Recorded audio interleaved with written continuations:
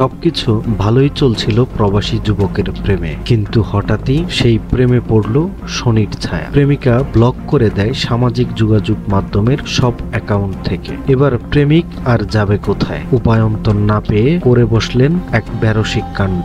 বিষের বোতল হাতে নিয়ে হাজির হয়ে গেলেন প্রেমিকার বাড়িতে। রীতিমতো বসে পড়লেন অনশনে। তো কোনোদিন শুনি নেই যে নতুন শুনলাম যে ছেলের বাড়ি মেয়ের বাড়ি ছেলে উঠে গিয়ে।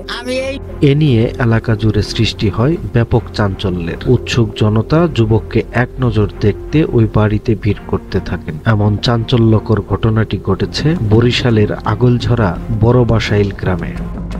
এইখানে ও যে কেন আমার সাথে যোগাযোগ করে না এবং আমি বিয়ার জানা গেছে বড় বাসাইল গ্রামের বিবেক ডালির ছেলে মরিচাস প্রবাসী শিশির ডালি দীর্ঘদিন পর দেশে ফিরেন। পরে এক ছাত্রীর সঙ্গে তার প্রেমের সম্পর্ক গড়ে ওঠে। প্রেমের সুবাদে তারা দুজনে বিভিন্ন সময়ে বিভিন্ন জায়গায় ঘোরাফেরা করেন, এমনকি ওই তরুণীর পড়াশোনায় সহযোগিতা করেন বলেও শিশির ডালি দাবি করেন।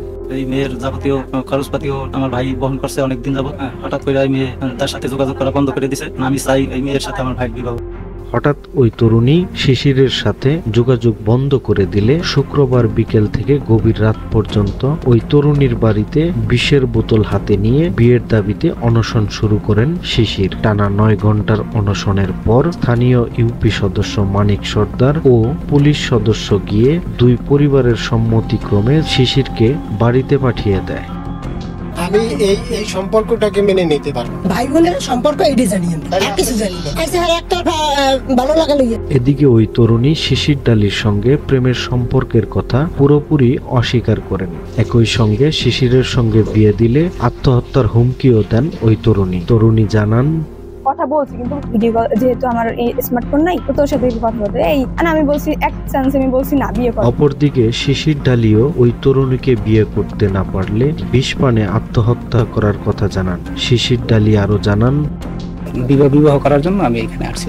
অনেক বিপদের আছি, আমি যে কোনো সময় আমি আত্মহত্যা করতে পারি। এই ঘটনায় আগলঝাড়া থানার ভারপ্রাপ্ত কর্মকর্তা সুশঙ্কর মল্লিক বলেন, প্রেমিকার বাড়িতে প্রেমিকের অনশনের ঘটনা শুনে পুলিশ পাঠানো হয়েছিল। পরে তাকে বুঝিয়ে ওই রাতেই পরিবারের কাছে পাঠানো হয়।